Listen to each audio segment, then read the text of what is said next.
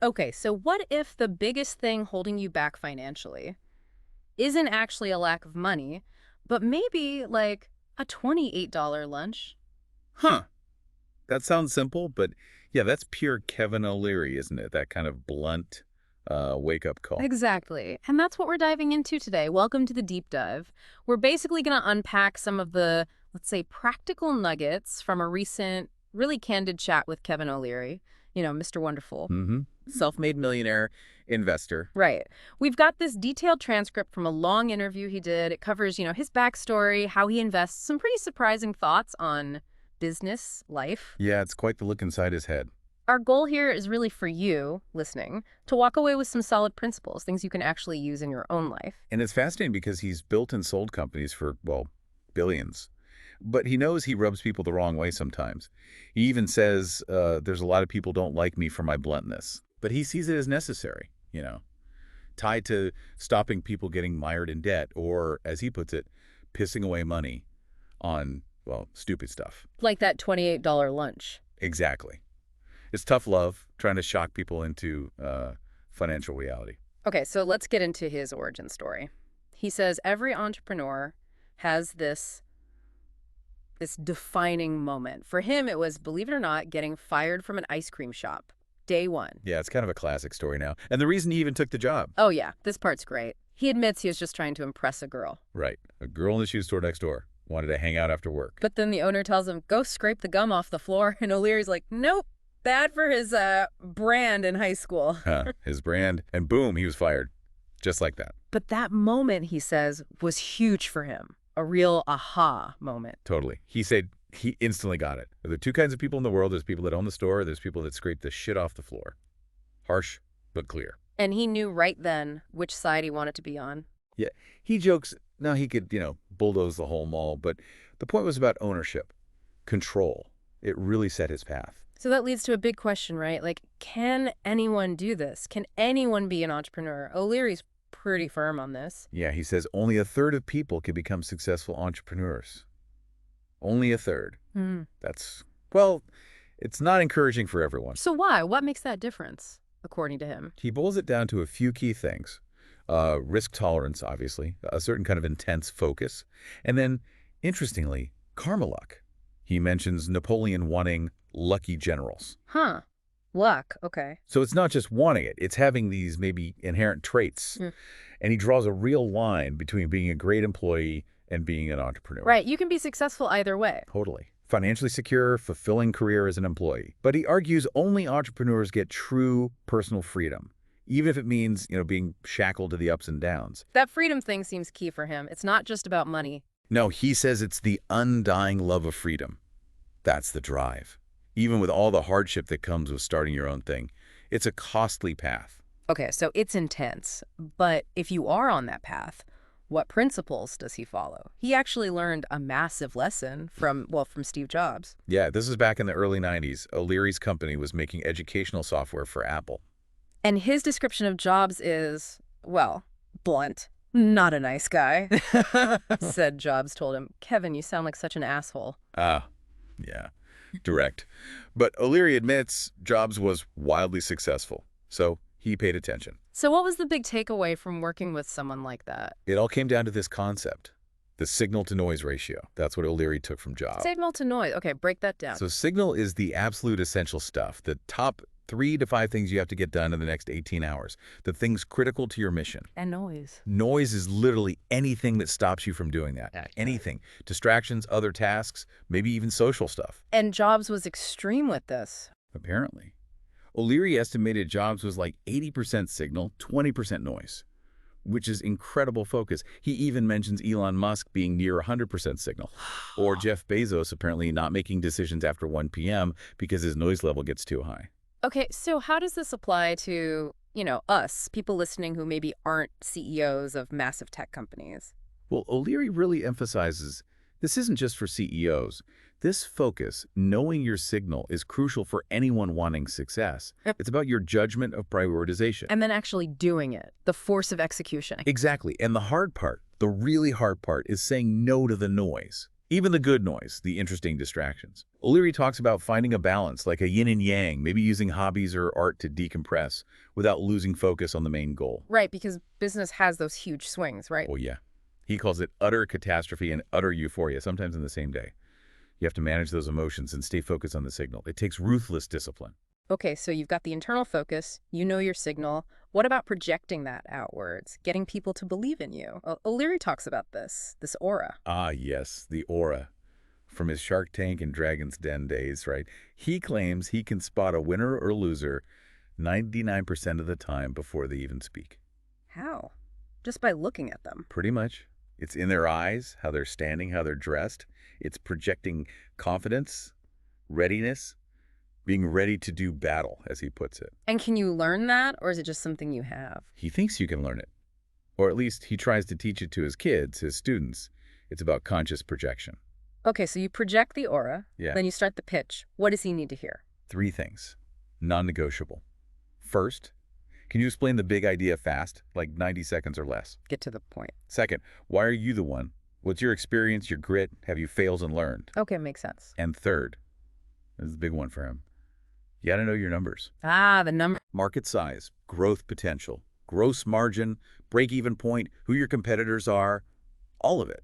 And he is not forgiving here. No, this is where the burn in hell quote comes in. That's the one. If you get the first 2 right and you don't know your numbers, you deserve to burn in hell. For him, that trifecta aura, concise idea, number mastery, that's leadership, period. Now, shifting gears a bit, he has some, let's say, surprising observations about leadership, especially concerning women. Yeah, this is really interesting. He says flat out that in his early stage investments, the majority of the successes are companies run by women. Wow. Why does he think that is? His reasoning is based on results he's seen. He finds women tend to set goals that they can achieve, maybe aiming for 15, 16% growth, something realistic, Okay, versus men. versus men who might shoot for, say, 30%, which sounds ambitious but is harder to hit consistently. He says his female-led companies hit their targets over 90% of the time. Men, maybe 65%. And that leads to... Better team stability, lower turnover, or stickiness, as he calls it. He also learned another big lesson from a female CEO. Oh, yeah. What was that? She told him straight up, you talk too much. Like 2/3 talking, 1/3 listening. She said, flip that ratio. Ouch. But useful advice. Did he take it? He says, absolutely. He started listening more, even embracing uncomfortable silence, especially in negotiations or legal stuff. And it worked. He found he became far more effective. He'd pick up crucial details just by letting the silence hang. Most people rush to fill it, right? He learned not to. That's a powerful technique. So you've got these leadership insights. How does he find the right people to lead or be on the team?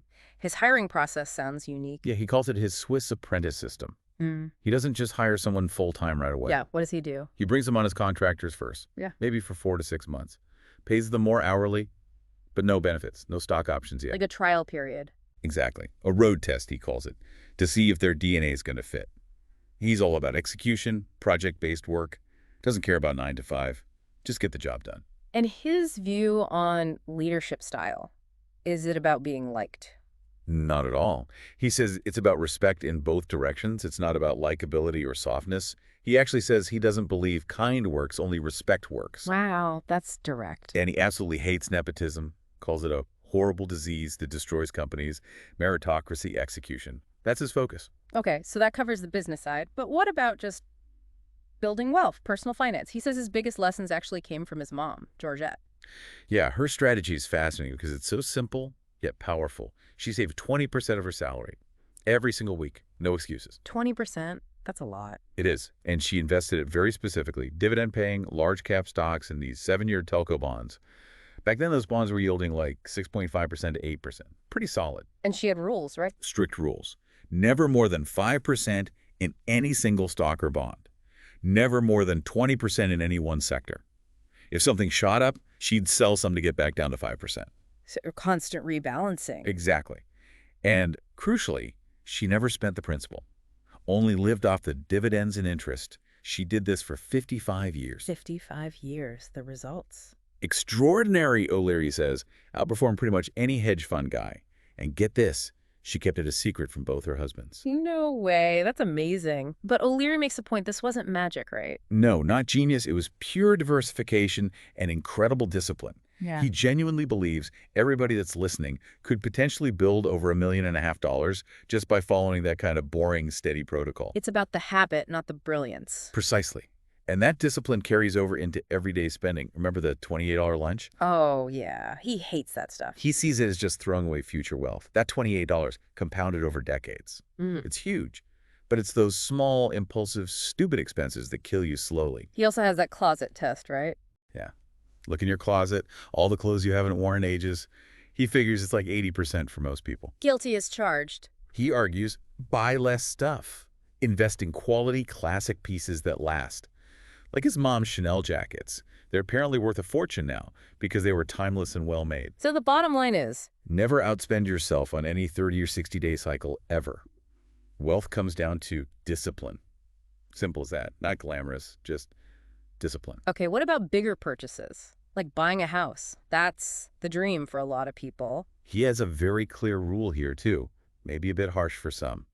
Never let the mortgage and the cost of maintaining the house be more than 13 of your income. 1/3. That includes everything. Mortgage, taxes, insurance, upkeep. Everything. And he points to people who bought huge houses when rates were super low, like under 4%. Yeah, seemed like a great deal then. Right.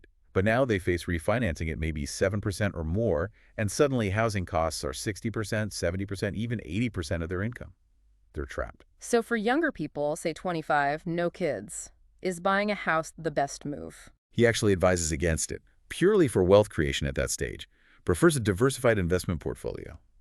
Now, buying real estate as a business, like student housing for rental income, that's different. But just buying a primary residence, maybe not the best first investment. Okay, this next topic. It's maybe the most surprising financial advice. How much does your partner, the person you marry, affect your financial success? His answer, it's everything. Just everything. Wow, why so absolute? Well, he did research for his book, Men and Women of Money, and he found something stark. Most marriages can survive infidelity. They can't survive financial stress. Really, more than infidelity. Apparently, Mhm. he says almost 90% of breakups are driven by classic financial pressure. The stress just grinds couples down. And the financial fallout from divorce. It's brutal. He calls it a geometric loss. You pay your spouse. The government takes a huge chunk in taxes and liquidation costs. It's just devastating financially. He literally calls it the stupidest thing you can ever do. So his view is marriage is kind of a business arrangement. In a financial sense, yes. He knows it sounds unromantic, but the data backs it up. To avoid disaster, he even has these 5 love languages of money categories like the mooch, the spenderholic, the loafer. The thief, the meanie. Right. And his advice is blunt. Marry a meanie. Someone financially responsible, balanced. And talk about it early. Super early. She says discuss long-term goals, finances, on the 3rd date. Treat it like due diligence. If you can't have those tough money talks early, he thinks the relationship is doomed long-term. Okay, let's shift to the future. Technology. Artificial intelligence. O'Leary seems pretty bullish on AI. Oh, massively. He says it's immense. It's bigger than the internet. That's a huge statement. Does he give examples of how he's using it? Yeah, concrete stuff. In his wine business, they use AI to predict exactly what kind of wine will sell where, like Moscato in South Florida.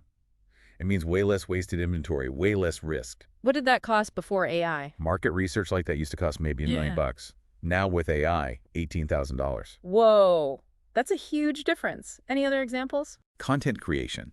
He talks about studios in Dubai using AI-driven digital backgrounds. Shoot a commercial in hours, no post-production needed.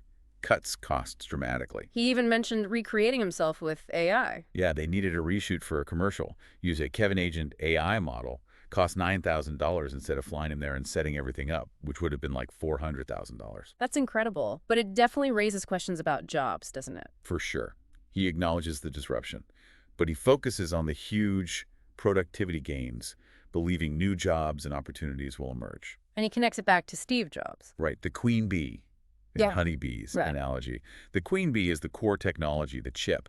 The honeybees are the applications built on it. He argues controlling the queen bee, AI tech, is critical for national security, global power. What about crypto? Is he into that? Very much so. He's got like 19.1% of his portfolio in crypto assets. He sees it as potentially the 12th sector of the S&P, a whole new asset class. Is he just speculating on Bitcoin? He differentiates. Bitcoin, yeah, maybe more speculative. But he's really interested in the payment system side, stable coins like USDC. Yeah. He mentions the proposed Stablecoin Act, calling it the Genius Act, Wait, yes. because he sees regulated stablecoins as a way to make transactions, especially international ones, almost instant and incredibly cheap, cutting out the traditional banking friction and fees. Okay, so as we wrap up, what's his core advice for someone young, say 20, 21, just starting out? Simple advice, really. Go work for 24 months in a sector you love, even for free if you have Why? to get that baseline knowledge. Because your first business attempt, it'll probably fail. It says launching in your early to mid-20s lets you burn a few years failing before you have bigger responsibilities like a mortgage or family. Get the learning failures out of the way early. And personal branding in this online world. His view, your real value, your real brand are your followers.